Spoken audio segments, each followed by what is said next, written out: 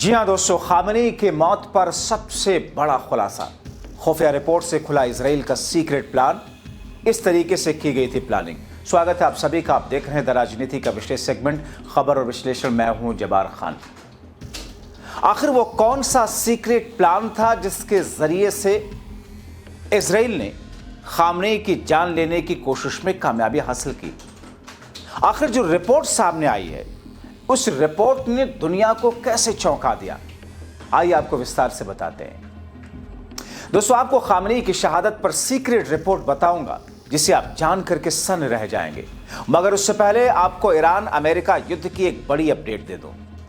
दोस्तों, Israel, America और Iran के बीच जंग का चौथा दिन, और इस बीच में ईरान के इस्लामिक रिवोल्यूशनरी गार्ड कॉर्प्स यानी कि IRGC ने ऐलान कर दिया कि उसने दुनिया की तेल आपूर्ति के लिए एक महत्वपूर्ण shipping root straight of Hormuz को बंद कर दिया। IRGC के एक अधिकारी ने सरकारी टीवी पर कहा कि अगर कोई जहाज इस रास्ते से गुजरने की कोशिश करेगा तो उसे रोका जाएगा, निशाना बनाया जाएगा। अब दोस्तों, ये इतना ज्यादा चौंकाने वाला इसलिए है भारत के नजरिए से, क्योंकि भारत का करीब 50% तेल स्ट्रेट ऑफ हॉर्मुज के रास्ते से आता है। तो फिर अगर ऐसा हुआ, बंद हो गया, तो 50% तेल आएगा कैसे? क्या भारत वापस रूस से खरीद पाएगा? तो डोनाल्ड ट्रंप ने तो पहले ही रोक रखा है, साहब ने तो सरेंडर कर रखा है।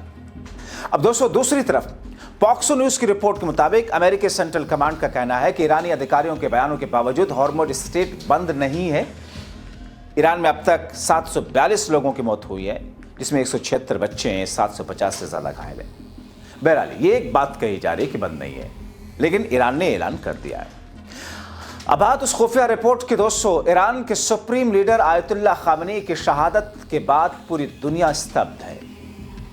सबसे बड़ा सवाल ये कि ईरान के सबसे सुरक्षित बंकर और कड़े सुरक्षा घेरे के बावजूद अमेरिका और इजराइल ने इतना सटीक निशाना कैसे लगाया? दोस्तों, फाइनेंशियल टाइम्स FT की एक सनसनीखेज रिपोर्ट ने इस रहस्य से पर्दा उठा दिया। रिपोर्ट के अनुसार यह कोई अचानक किया गया हमला नहीं था, बल्कि इजराइल ने पिछले कई वर्षों से तेहरान की सड़कों और मोबाइल नेटवर्क में एक डिजिटल मकड़ जाल बिछा रखा था।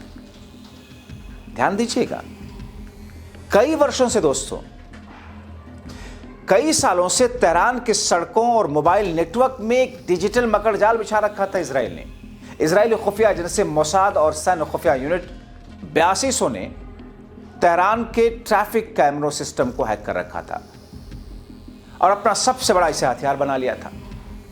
चौंकाने वाला खुलासा यह है कि तेहरान के लगभग सभी ट्रैफिक कैमरों को इजराइल ने सालों पहले हैक कर लिया। इन कैमरों की लाइव फुटेज को एनक्रिप्ट गुप्त कोड करके सीधे तेल अवीव के सर्वर पर भेजा जाता। इजरायली विश्लेषकों ने इस डेटा का इस्तेमाल करके खामेनी के सुरक्षा घेरे का एक पैटर्न ऑफ लाइफ तैयार किया। दोस्तों, उनको पता था कि किस समय बॉडीगार्ड्स शिफ्ट बदलते हैं, कौन सी गाड़ी किस रूट से जाती है, सुरक्षा कर्मी अपनी गाड़ी कहां पार्क करते हैं। तेहरान की सड़कों पर लगा हर एक कैमरा अनजाने में इजराइल के लिए जासूसी कर रहा था, ईरान को पता नहीं था। इजराइल की डिजिटल घुसपैठ सिर्फ कैमरों तक सीमित नहीं थी। रिपोर्ट के अनुसार हमले से कुछ समय पहले पाश्चर स्ट्रीट के पास में लगे करीब 1 दर्जन मोबाइल फोन टावरों को इजराइल ने पूरी तरह जाम या हैक कर दिया। इसमें खामेनी के सुरक्षा कर्मियों के फोन अचानक बिजी दिखने लगे।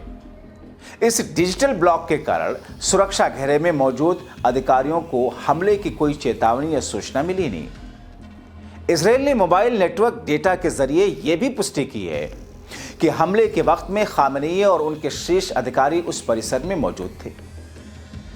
दोस्तों, इजराइल के कुख्यात साइबर यूनिट 8200 और मोसाद ने मिलकर के ऑपरेशन को अंजाम दिया। एक्सपर्ट का मानना है कि इजरायली अधिकारियों के पास में तेहरान का डिजिटल नक्शा उतना ही साफ था जितना कि यरूशलेम का। उन्होंने सोशल नेटवर्क एनालिसिस जैसे डिजिटल रणनीति तरीकों से एल्गोरिदम का इस्तेमाल करके अरबों डेटा पॉइंट्स को खंगाला।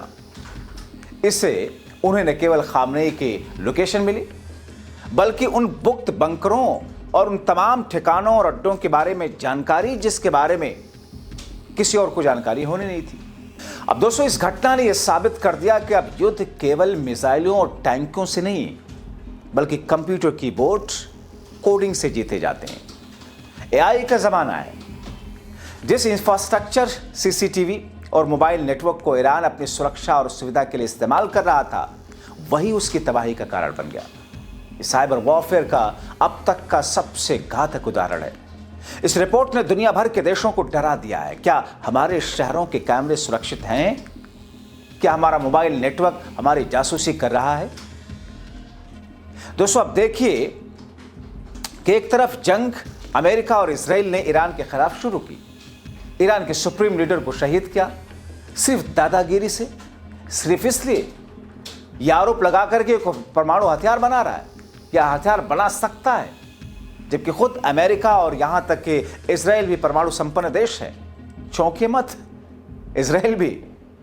जब खुद अमेरिका परमाणु संपन्न है तो दूसरे देश को क्यों रोक रहा है? पहले तुम जमा करो भाई।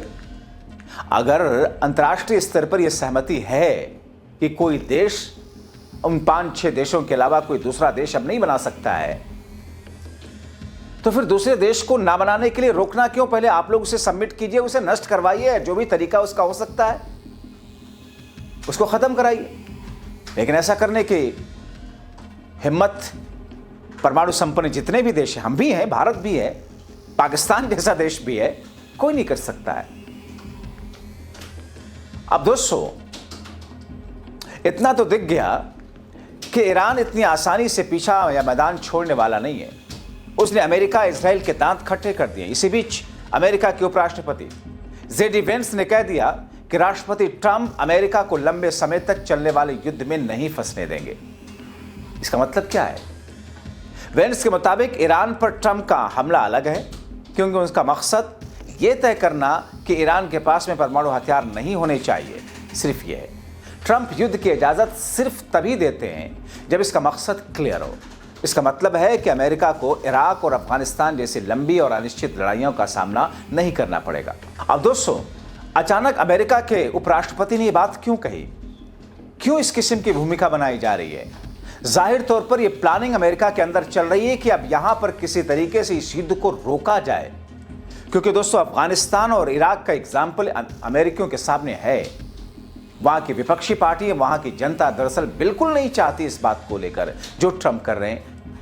हमने आपको कल के शो में दिखाया था कि किस तरीके से हिलरी क्लिंटन, जो कि जो बाइडेन के समय में उपराष्ट्रपति थी, उन्होंने किस तौर पर सारी स्थिति साफ की थी और यह आंकड़ा सामने रखा था।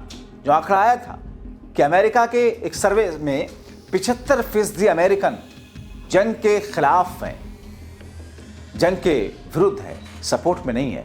यानी कि महज 25% ही जंग के सपोर्ट में या उस पर खामोश रह रहे हैं, बाकी हर कोई विरोध कर रहा है। तो एक ऐसी स्थिति में जहां पर जिस तरीके से जैसे जैसे वक्त गुजर रहा है, ईरान का अटैक और तेज हो रहा है। माना कि चलिए मान लिया कि इजराइल और अमेरिका के सामने ईरान जीत नहीं सकता, मान लीजिए थोड़ी देर के लिए, लेकिन ईरान इतना डैमेज कर देगा और इतना डैमेज कर चुका है जिसकी कल्पना इजराइल और अमेरिका ने नहीं की थी। आप देख लीजिए अब्राहम लिंकन बेड़ा, आप देख लीजिए अमेरिका के कई सारे दूतावास, आप देख लीजिए उनके F-15 फाइटर प्लेन, आप देख लीजिए अमेरिकी फौजियों के कितने अमेरिकी फौजियों की जानें ली। तो ये एक ऐसी स्थिति है जिस स्थिति को लेकर के अमेरिका के अंदर एक तरह की ऊहापोह की स्थिति बन रही है। मैं कहीं भी खबर देख रहा था शो में आने से पहले कि ट्रंप ने इजराइल में अमेरिकी लोगों से साफ कर दिया कि वो उन्हें निकालने की स्थिति में नहीं है, इजराइल से निकालने के लिए मदद नहीं कर सकता उनकी। तो कहीं ना कहीं एक डर की एक लेयर ट्रंप और अमेरिका के सामने चारों तरफ खड़ी होती हुई दिखाई दे रही है। और जाहिर तौर पर ये यूं ही नहीं है, इसके पीछे एक कारण है। दोस्तों, इस वक्त ईरान जीतने के लिए लड़ाई नहीं लड़ रहा है। ईरान का मकसद इस लड़ाई में अपने अस्तित्व को या उसकी जो बुनियाद है, उसकी जो सोच है, उस सोच को दुनिया के सामने रखना है और अमेरिका और इजराइल जैसे देशों के दांत खट्टे करने हैं। और आपने देखा उसने कर भी दिया। इसीलिए लंबे वर्षों से प्लानिंग करके इजराइल के साथ में अमेरिका ने खामनेई की जान ली। और किस तरीके से, अब आप दोस्तों सोचिए कि ईरान के शहरों में तेहरान के शहरों के ट्रैफिक सिग्नल पे जो कैमरे लगे होते हैं जगह जगह, उन कैमरों की रसाई पहुंच इजराइल तक है। इजराइल के यहाँ मॉनिटर हो रहा है। वहां के जो मोबाइल नेटवर्क हैं, जो टावर्स है, वो सब हैक है। और यहाँ नफरती चिंटू, अंधभक्त, गोबर भक्त सब ये कहते हैं कि साहब ईवीएम हैक नहीं हो सकता, ईवीएम हैक नहीं हो सकता। कुछ तो अकल लगाओ गोबर गणेशो। आप क्या सोचते हैं? अपनी राय लिखें।